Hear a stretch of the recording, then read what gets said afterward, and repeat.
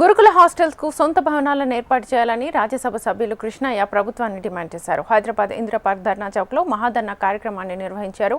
ఈ కార్యక్రమంలో కృష్ణయ్య పాల్గొన్నారు. హాస్టల్స్ నిర్వహణలో ప్రభుత్వం నిర్లక్ష్యంగా వ్యవహరిస్తుందన్నారు. ప్రభుత్వ స్థలాలను పేదల కోసం హాస్టల్స్ నిర్మాణానికి ఉపయోగించాలని ఆయన సూచించారు.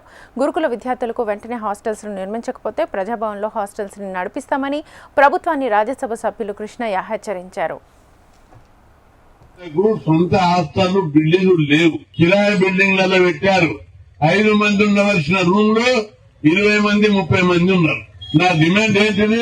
సొంత భవనాలు కట్టాలి. మీ డిమాండ్ సొంత భవనాలు కట్టాలి, రూమ్ కట్టాలి, రూమ్ కు 4 మంచాలు వేయాలి, దోమతలు వేయాలి.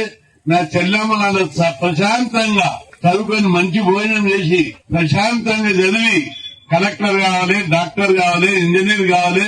నా చెల్లెమ్మలు డెవలప్ కావాలని అందుకోసం ఈ ధర్నా పెట్టాం. ఎప్పుడు మీరు ప్రశాంతంగా మంచి సౌకర్యాలు ఉన్నప్పుడే సాధ్యమవుతుంది. ఒక్కొక్క రూమ్ లా 20 మందిని పెడితే ఎట్లా చదువుతారు? ప్రభుత్వానికి బుద్ధి లేదా? ఒక ఎమ్మెల్యేకు 10 రూములు ఉన్నాయి. బెడ్రూమ్, వాషింగ్ రూమ్, స్నానాల గది, ఒక్కొక్క దాంట్లో 2 స్నానాల గదులు. ఎమ్మెల్యే క్వార్టర్ కొన్ని, మంత్రుల దగ్గర కొన్ని, ఒక దాంట్లో 30 గదులు ఉంటాయి మంత్రుల క్వార్టర్ వల్ల. మీకు ఒక్కరికేమో 30 గదులు కావాలి, మా 30 మందికి ఒక్క గది. సిగ్గుందా మీకు? కొన్ని రోజులైనాక ఇప్పుడు ఇదే స్టేజ్ వార్నింగ్ ఇస్తున్నా. మీరు కనుక మా సొంత బిల్డింగ్ కట్టకపోతే బిడ్డ మీ మంత్రుల క్వార్టర్లు వచ్చి మా పిల్లలు ఉంటారు. ప్రగతి భవన్ ఎత్తేవాదే పూలే భవన్ అని పేరు పెట్టింది కదా. పూలే భవన్ లో దొంగలు కాదు ఉండవలసింది. మా చదువుకునే భవిష్యత్తు ఉన్న పిల్లలు ఉండాలి అన్న వాళ్ళు చదువుకోవాలి. పూలే భవన్ ఎన్ని ఉన్నాయి?